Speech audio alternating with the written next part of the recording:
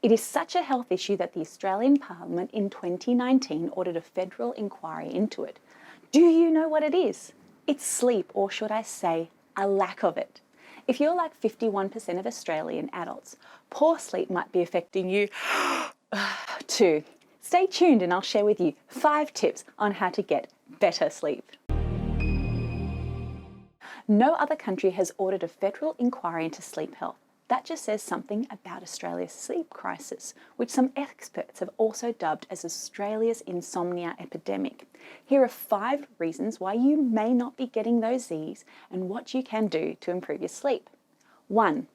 Going to sleep at irregular times. This is where you might come undone. Have you heard the term of social jet lag or sleep bulimia, where you go to bed early on the weeknights so you can get to work and do all that you need to do and exercise early in the morning, but then on the weekends, you stay up later than usual, you sleep in longer than usual.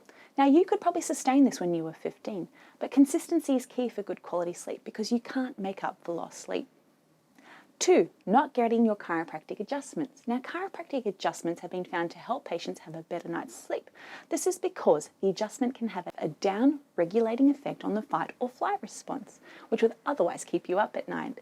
I mean, have you ever been stressed or worried and had trouble sleeping, or the sleep that you had was so light?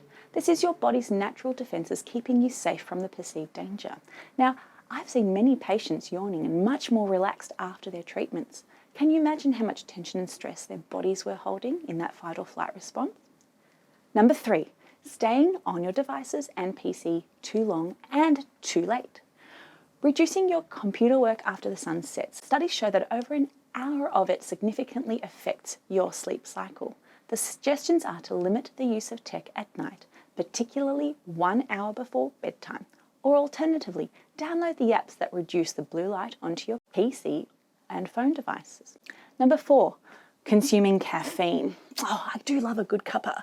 Did you know that caffeine half-life is 6 hours and a quarter life is 12 hours? So if you have caffeine at noon, 6 hours later you've got 50% of that caffeine in your body and in your brain, and 12 hours later you have 25% of that caffeine in your brain.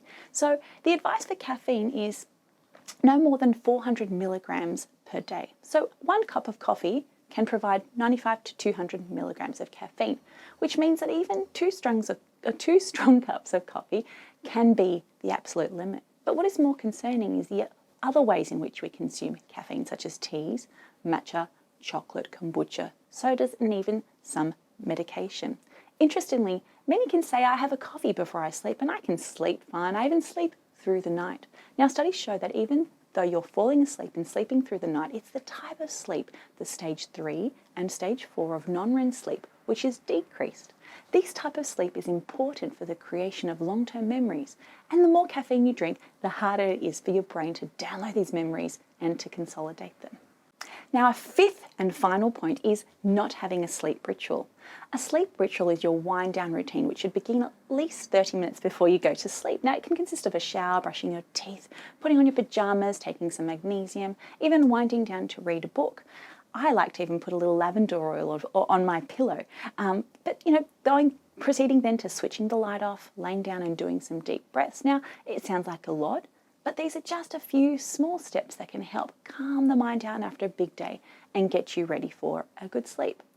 So give these 5 points a go and let me know which one works best for you. Why am I sharing all this with you? Because at Balanced for Life, we know that sleeping better matters.